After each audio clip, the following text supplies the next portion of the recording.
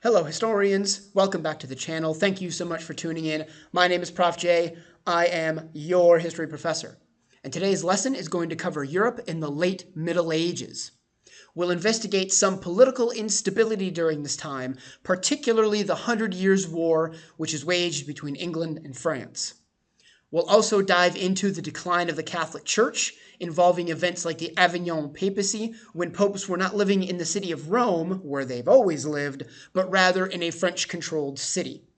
And we'll also dive into the Great Schism, which happens right on the heels of the Avignon Papacy, and is a time period when there were first 2 and then 3 men, all claiming to be the undisputed head of the Catholic Church.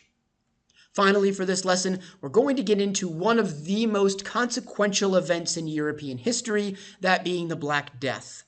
We'll investigate where the disease came from, how it affected human beings, what people's reactions to the Black Death were, and the impact that the spread of the disease and the massive amount of death it caused had on a number of different aspects of European economics, society, and culture.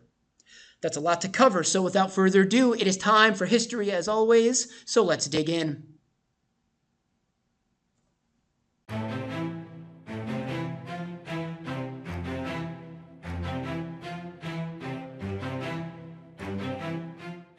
Hello historians, welcome to History 101. For today's lesson, we're moving into the late Middle Ages, which lasted from roughly 1300 to 1453 CE.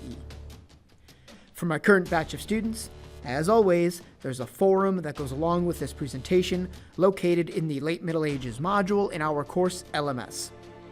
If you have not already, please take a moment to access that forum now. For anyone watching this who's not a student in my class, welcome.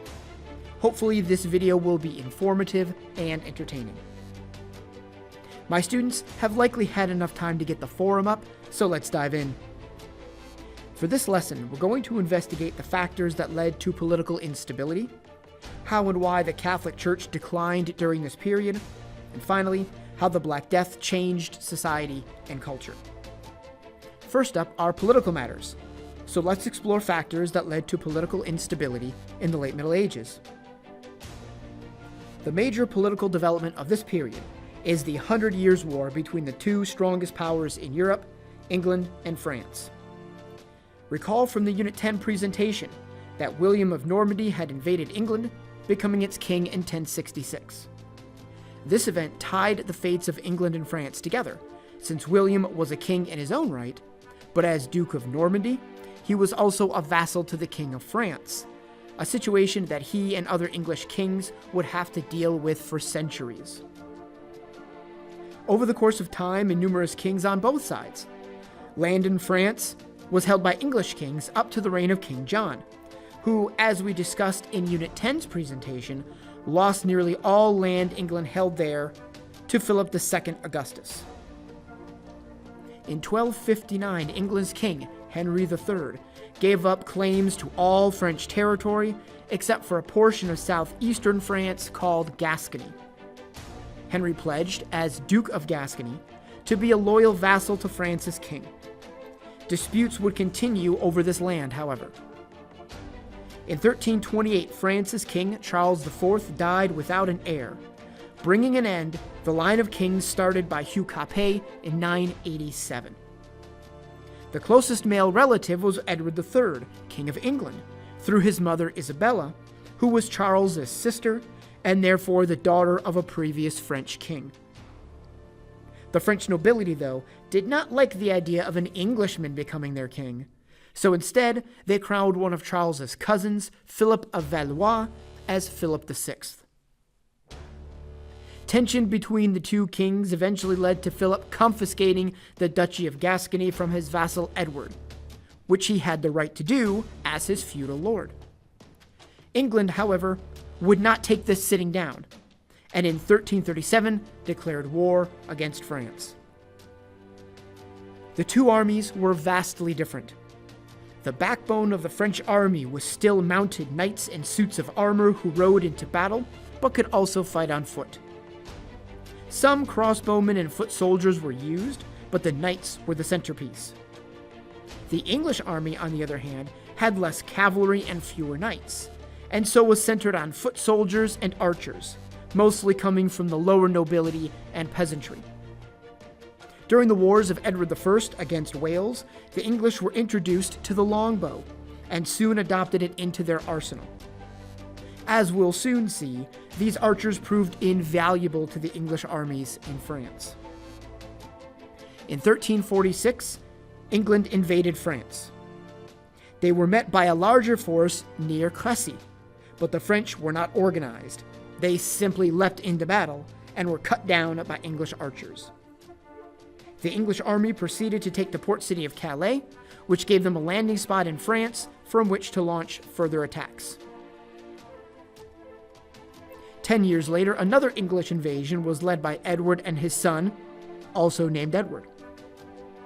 This time they scored another victory against a larger French force near Poitiers, and they also captured the French king, John II. 4 years later, the two sides agreed to the Treaty of Bretigny-Calais. According to this agreement, Edward agreed to renounce or give up his claim to France's crown in return for a huge ransom from John II and full control over an enlarged Gascony, meaning he would hold French land but not be a vassal of the French king. The French really had no choice here after losing 2 major battles and seeing their king captured. The issue here is that after agreeing in principle to the terms, it seems that when negotiators met to put the finishing touches on the treaty in the city of Calais, the renunciation of the claim to the French throne and the land transfers did not make it into the final version of the treaty. Over the next few decades, steady attacks by French nobles reduced the size of the land Edward controlled in France. The English, meanwhile, settled for large, destructive raids through the French countryside, hoping to make things so miserable for the French people that they would put pressure on nobles and the king to come to another agreement with England. In 1413, the war was officially renewed, this time with new leaders in both France and England. The French were beset by civil discord due to the mental state of King Charles VI, who in the late 1300s began experiencing periodic bouts of complete insanity. Things got so bad that Charles would become convinced he was made out of glass, and if anyone got too close to him, he would fall over and shatter into thousands of pieces. He would subsequently lock himself in his room for hours on end, seeing no one. During his bouts of madness, 2 different factions of nobles vied to control the king, and essentially rule France in his stead. One faction was led by the powerful Duke of Burgundy, John the Fearless, while the other was led by the forces of the Duke of Orleans and the Count of Armagnac. England's king, Henry V, saw an opportunity to take advantage of the emerging civil conflict and renewed the war and the claim to France's crown. He invaded France in 1415, taking the port city of Harfleur before beginning a long march to the other English port city, Calais. On the way, the English were met by a huge French force, as much as 3 times the size of the English, at the village of Agincourt. Once again, English archers proved their worth, although so did the weather, which had turned the field of battle into a quagmire of mud due to rains the previous few nights. The shape of the field also helped the English, as it created a bottleneck that negated the French advantage in numbers. Many French nobles were either killed or captured in this battle, after which Henry and his force made it to Calais, then back home to England. This devastating loss convinced the Duke of Burgundy that his best chances for future success lay with the English, and so an alliance was formed between the two, giving them control of the northern third of France. In 1420, another treaty was signed, this one in the city of Troyes. This agreement disinherited Charles VI's son and saw him adopt Henry V as his rightful heir, meaning Henry would become King of France when Charles died. Henry also married Charles's daughter and promised to subdue all the forces arrayed against him. Henry V would die 2 years later, 6 months before Charles VI, and so never became king of both France and England. That title would fall to his infant son, Henry VI. Lesser men were left to try and conquer the rest of France, a task that was simply too big for them. In 1429, during the siege of the city of Orleans, gateway to southern France, a young peasant girl named Joan arrived to help the French. She had experienced visions she believed came from God, telling her to evict the English from France and put the true king on the throne. She convinced the future Charles VII to grant her command of an army, which she led to victory in battle. The next year, she was captured by the Burgundians, transferred to England, prosecuted for witchcraft, and burned at the stake in 1431. The momentum of the 100 Years' War, however, had decidedly shifted. The Duke of Burgundy, a title now held by John the Fearless's son, Philip, switched sides and joined Charles VII's side. Over the next 2 decades, the French steadily regained territory lost to the English, until in 1453, the French secured a decisive victory, bringing the war to a close in their favor. The 100 Years' War had political ramifications for both England and France. In England, Edward III needed money, and lots of it, to prosecute the war, and came to rely heavily on Parliament to supply him the tax money he required. In return, the House of Commons eventually earned the ability to submit petitions to the king, which became law if approved. Parliament, therefore, was growing in power. England's loss, however, would plunge it into a civil war known as the Wars of the Roses, before it would again emerge as a major European power. In France, despite the growing strength of the monarchs, French nobles still held great sway, which at times made for rocky relationships. France also had a number of regional laws and customs that slowed the expansion of royal power, especially in the south. In order to raise money for their stake in the 100 Years' War, Philip VI had created 2 new taxes: the gabelle, a tax on salt, and the taille, a tax on every house in the kingdom.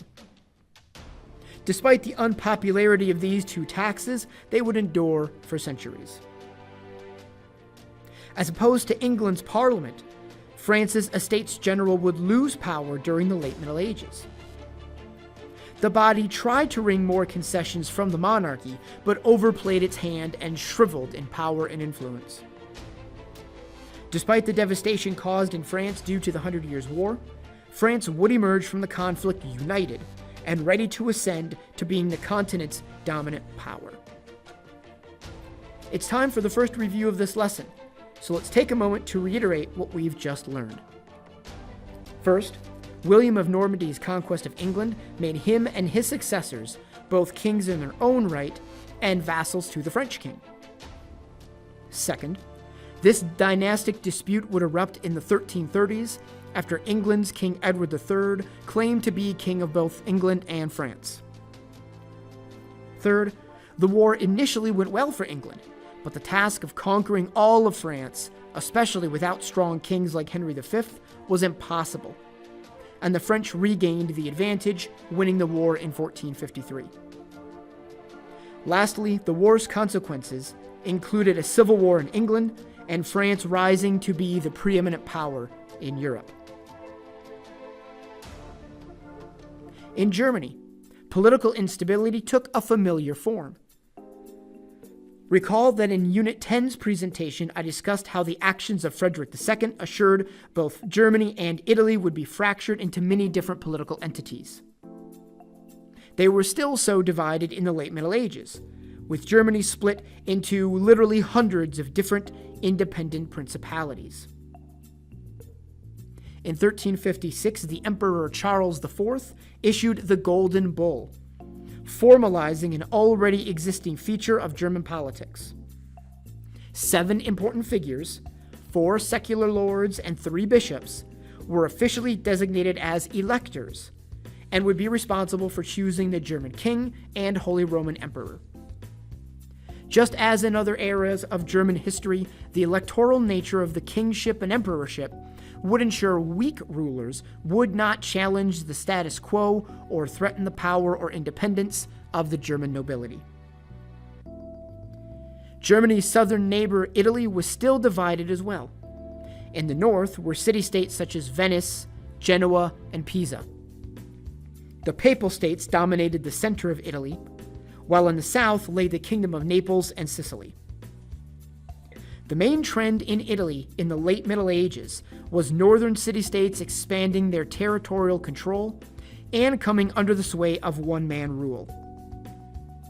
As the various city-states warred against each other, and at times emperors from Germany, the stresses of war often led to a single individual rising to claim power and leadership over a city. City-states in northern Italy relied on mercenary armies led by condottieri to fight wars and expand territory. And at times, those condottieri took over control of cities they defeated. In Milan in 1322, the Visconti family came to power. In Florence, the city's constitution set up a republic that focused on separating power among the 7 main guilds in the city. While not ruled by a single man, Florence was dominated exclusively by the wealthiest people in the city-state. The same can be said for Venice, which, despite having numerous organs of state power that gave the city the appearance of being a republic, was in reality dominated by a few hundred wealthy families who controlled the government. It's time for another review. First, both Germany and Italy remained fragmented during the late Middle Ages. In Germany, Charles IV issued a law establishing 7 important figures as the electors of the emperor. Second, in northern Italy, Italian city-states warred against each other and Germany, often leading to one-man rule. In some cases, republics were established wherein control was held by a small number of wealthy families. Political developments are not the only item on today's scholarly menu. It's time to delve into what's going on with religion and the Catholic Church. So let's explore how and why the Church declined during the late Middle Ages.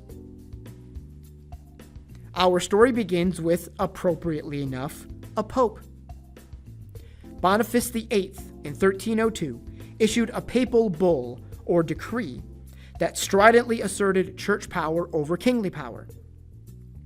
The prompt for this declaration was a dispute between Boniface and Philip IV of France, who we met in Unit 10's presentation.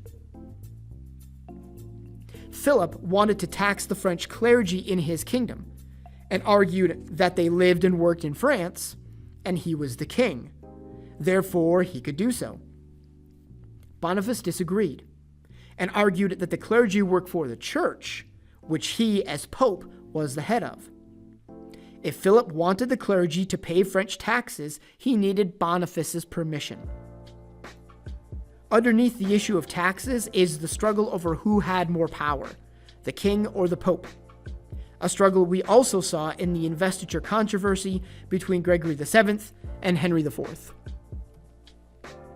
After Boniface made his declaration, Philip IV took drastic action. He sent a group of soldiers into Italy to kidnap the Pope and bring him to France. I'll say that again in case the enormity of this did not register the first time. A Catholic king sent troops into Italy to kidnap the Pope, the head of the Catholic Church. Luckily for Boniface, he was rescued before being taken from Italy, but the ordeal was so traumatic he died the following year. His death meant a new pope had to be elected, and once again Philip IV asserted his power, putting pressure on the cardinals in Rome to elect a Frenchman as pope, which they did. Clement V became the new head of the church, and in 1305, picked up the entire papacy and moved it to the city of Avignon, likely to get away from Romans upset about the Pope not being Italian. This act begins an event known as the Avignon Papacy, which would last for 72 years. There were a number of problems with the Avignon Papacy that caused ordinary people across Europe to lose respect for the church. First, popes had always lived in Rome. Rome was the place where Christ built his church, and St. Peter had been the first bishop of Rome. For many, popes living in Avignon was just weird. Almost like if the U.S. Capitol was suddenly removed from Washington, D.C. to Topeka, Kansas. That would just be odd, man. Just odd. Second, popes in Avignon appeared to be under the thumb of the kings in France. Avignon was a French-controlled city despite being in the Holy Roman Empire.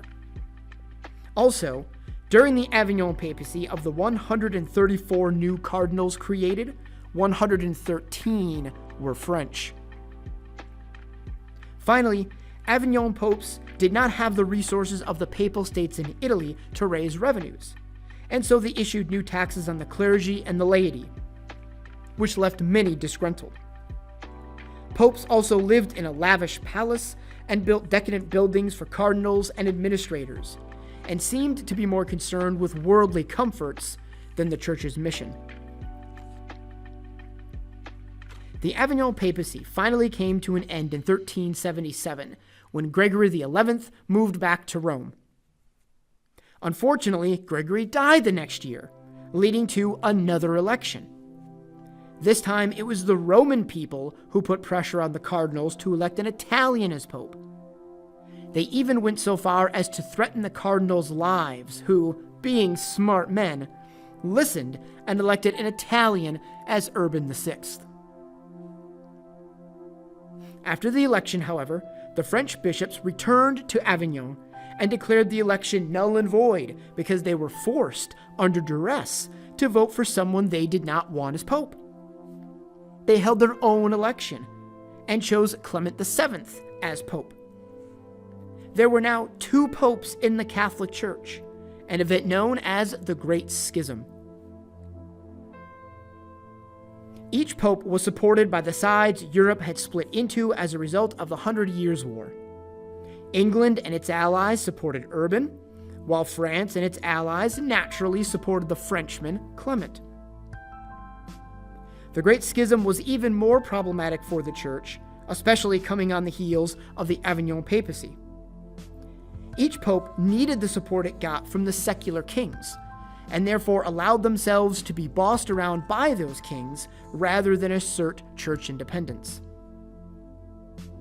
Furthermore, each side issued its own clerical taxes, forcing clergy to decide which pope to pay and support. Perhaps most embarrassingly, however, each pope not only decried the other, but each went so far as to claim the other was the Antichrist.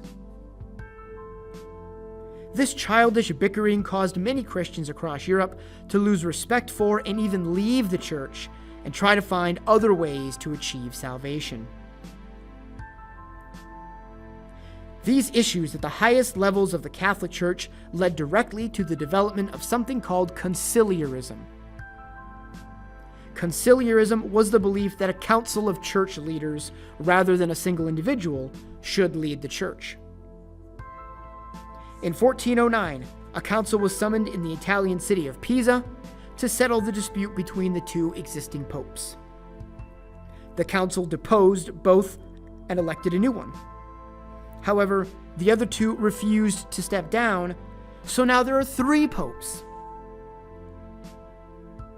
Finally, from 1414 to 1418, the Council of Constance, summoned by the Holy Roman Emperor Sigismund, and using the strength of his army, was able to successfully depose all 3 popes and elect a new sole pope in Martin V. The Great Schism had mercifully come to an end, but the damage done to the Catholic Church was already significant. As mentioned previously, the Avignon Papacy and the Great Schism damaged the church in the opinion of Europe's ordinary Christians, who were distraught and embarrassed by the behavior of popes, cardinals, and bishops alike. Many began to seek out paths to heaven that did not include the official structures of the church. The church had always stressed doing good works as a means of lessening or even avoiding time spent in purgatory. Purgatory was a place where souls were said to go to after death, where they would be purged, usually painfully, of sins committed so they could enter heaven as pure souls.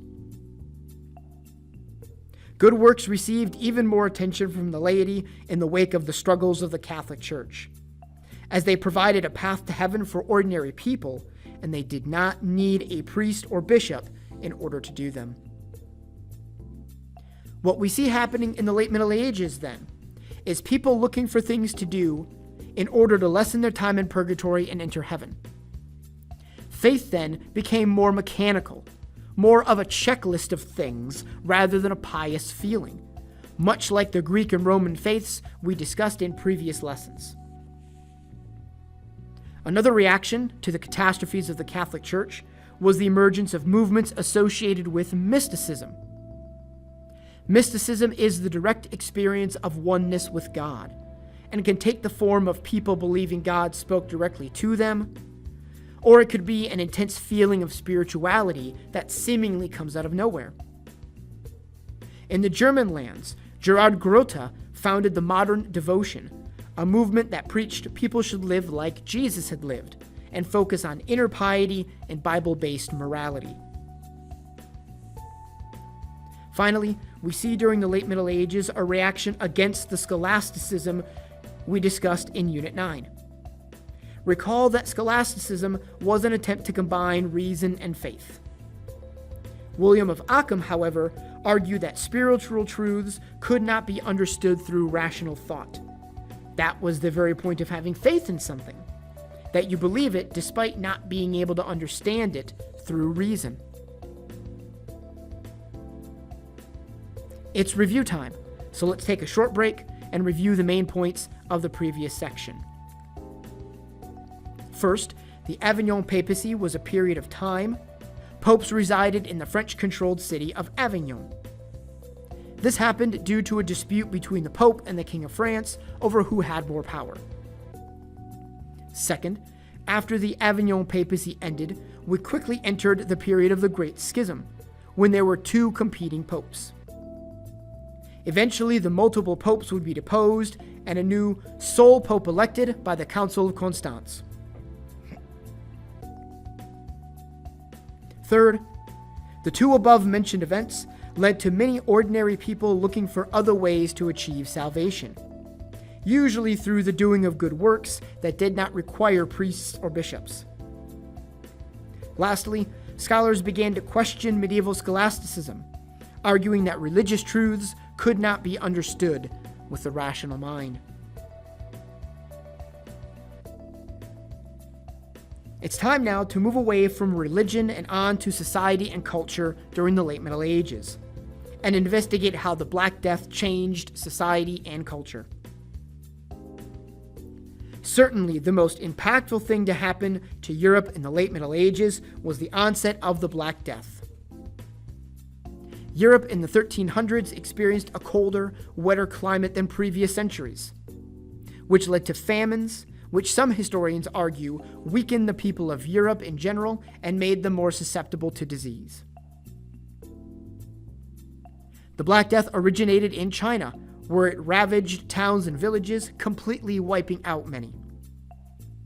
The Black Death was bubonic plague, spread by fleas on black rats. Those rats, and their fleas, hitched rides on Mongol trade routes, both land and sea, and therefore spread the disease to other areas of the Eurasian landmass. Plague reached Europe in 1347, through port cities like Marseille and Genoa, and by 1351, it had spread to the entire continent. Modern scholarship has helped us understand how the Black Death evolved. Many historians now believe that although it began as bubonic plague, it could not have spread over Europe as fast as it did through only flea transmission. What likely happened is that the bacteria mutated into pneumonic plague, which gets into the lungs and can then become airborne, spread via coughing and sneezing. A third stage of plague was septicemic, as the disease got into the bloodstream and began to suck the oxygen out of the blood cells, leading to black spots such as on the fingertips and toes. Those infected with the Black Death initially experienced fever and some joint pain. So in its early stages, the plague looked much like other illnesses people would experience. However, soon the lymph nodes would begin to swell as the lymphatic system tried to flush away the quickly multiplying bacteria as a coping mechanism.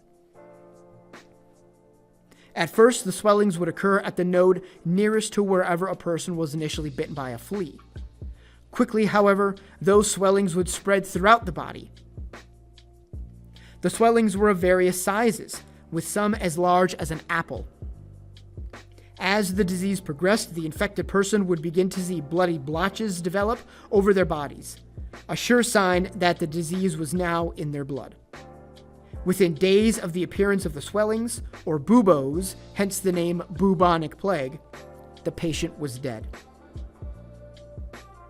Densely populated cities where the pneumonic version could spread quickly were especially hard hit, with some losing as much as 60% of their population.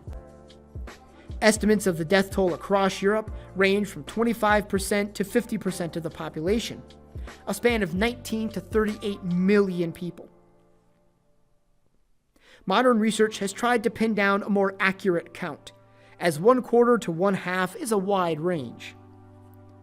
Most accounts now put the death toll at roughly 1/3 of the entire population, or around 25 million people. All this death, keep in mind, happened in just 4 years.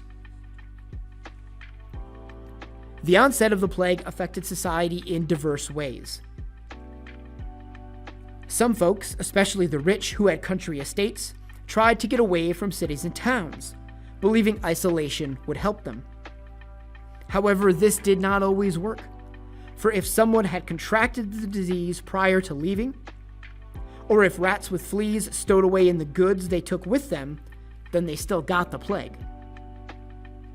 Some people believed the end times had come, and that nothing mattered, so indulged themselves in whatever they wanted to do, spending time in taverns getting drunk, foregoing work, having lots of sex, taking things from their neighbors, even settling scores violently were some of the ways people coped with the onset of the disease and the amount of death people saw.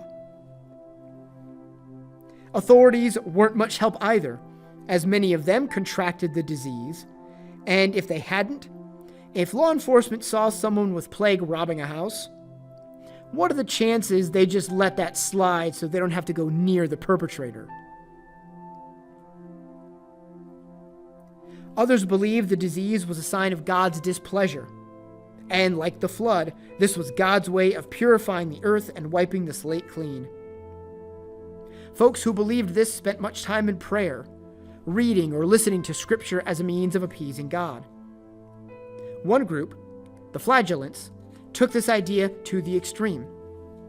Flagellants believed that to show God that people were truly repentant, they had to suffer physical pain. They therefore traveled bare-chested, whipping themselves with leather whips with small spikes at the end. Some believed these people were extremely holy and followed them, while others felt the flagellants were a nuisance.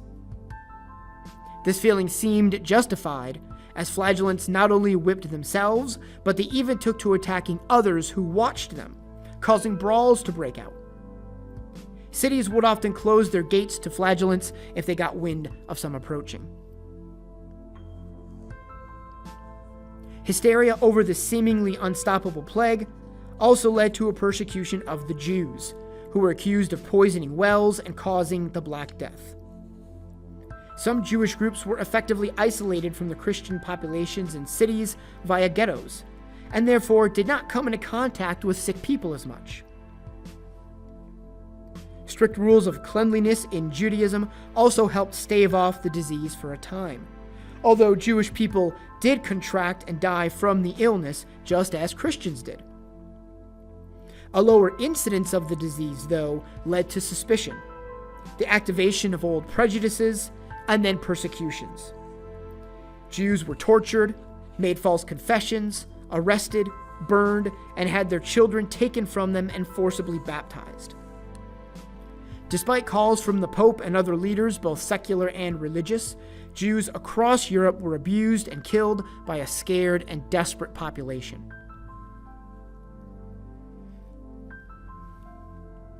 The Black Death will also have important knock-on effects well past the 1340s. The massive decrease in workers led to those who survived the plague to demand more for the work they were expected to do. Nobles resisted these demands and expected peasants to do their usual work, if not more, but received no benefit from their labor. In some countries, laws were even passed that tried to roll the economic clock back to before the Black Death struck, as if everything would or could simply return to business as usual. The first major social revolt post-Black Death took place in France in 1358. Called the Jacquerie, French peasants revolted due to unmet economic demands and due to class tensions between the peasantry and the aristocracy that had only grown worse during the plague. In 1381, perhaps the most serious social rebellion, the English Peasants' Revolt, took place. Spurred on by leaders who questioned why some were noble and others were not, and immediately prompted by the issuance of a poll tax on every person in the kingdom, the Peasants' Revolt saw thousands of English peasants march on London to meet the young King Richard II. After promising to address the rebels' concerns and getting them to disperse, Richard had many of them tracked down, arrested, imprisoned, and some of them killed. There were also the revolts of the Ciompi, or wool workers in Florence. For these men, the decline in population meant a decline in demand, which led to a drop in wages. Their revolt gained them temporary access to political power and the right to form a guild, but in 1382, they were kicked out of government. In literature, the process of books being written in vernacular languages continued. Writers like Petrarch and Giovanni Boccaccio wrote in the Tuscan dialect of Italian, with Boccaccio's most famous work, the Decameron, centering around a group of aristocrats seeking isolation from the Black Death. Geoffrey Chaucer wrote the Canterbury Tales in the developing language of English, while Christine de Pizan's Book of the City of Ladies attacked misogynistic writers and defended women's intelligence, reason, and ability to learn. Art was greatly impacted by the Black Death, as many pieces focused on human mortality. In the wake of the Black Death, the Danse Macabre, or Dance of Death, became a popular motif. In these works, people of all social classes, from peasants to popes and kings, were portrayed dancing with their own skeletons, as if to say, life is nothing but an elaborate waltz, with death awaiting when the music stops. Additionally, we also see the development of trancy tombs. Trancy tombs depict a deceased person at the moment of their death on an upper layer, while on a lower layer, the corpse is depicted rotting, with none of the trappings of wealth or power the person may have had in life. They were symbols of the idea that death comes for us all, rich and poor, powerful and powerless, and none of your wealth or power can follow you into the afterlife. Daily life was also profoundly affected by the plague. City governments began issuing regulations designed to keep the cities clean to try and prevent future diseases. People began marrying younger and having families quicker because they never knew when another round of plague might sweep through their kingdom. The economic and social dislocations caused by the plague also strengthened gender stereotypes. Medieval universities taught Aristotle's view that men were active and assertive, while women were passive and submissive. As more men began to study in universities, these ideas became widespread, with many men becoming leaders of governments who tried to codify these stereotypes into law. The problems caused by the Black Death, then, could only be solved by men, as it was men who, according to medieval men, of course, were the active ones, the only ones capable of taking actions to fight future plagues. Women, however, did take advantage of the decline in laborers due to the Black Death and got involved in numerous trades, like cloth making and brewing, which became an all-women profession by 1450. The plague also caused people to focus on children more and take steps to improve their lives. Schools for children of all ages were founded in the wake of the Black Death, as were children's hospitals.